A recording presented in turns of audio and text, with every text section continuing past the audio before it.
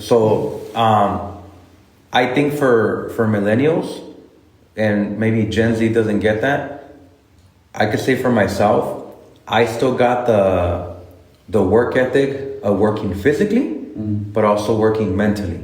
Nice. So I knew already at a young age how to cut the grass, how to do a lot of labor work. But at the same time, I was already going through the transition of technology. Like we're talking about email, Facebook, like between, or MySpace, if you guys even heard about that. Like I got through that like middle school, high school. So I got to see like like what you mentioned earlier, you know, like how to actually, you know, have social contact with real people rather than online.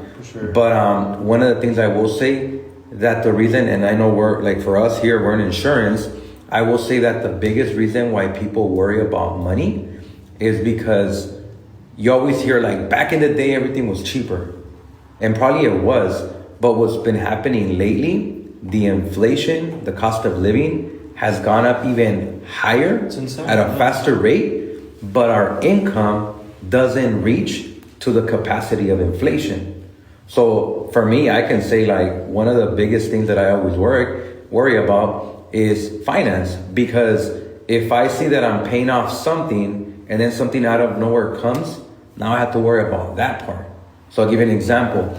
I had to pay so much, and I'm still like in a payment plan with like the IRS last year. I had to pay a lot of taxes. I've never paid that many taxes, right? But this year I was like, nope, I gotta pay less, and I'm gonna find ways to do it, obviously legally. So this time, like versus last year, I found a shift in that area. But I think that going back to like, why do people worry more about money today? Well, a lot of jobs don't give you any benefits.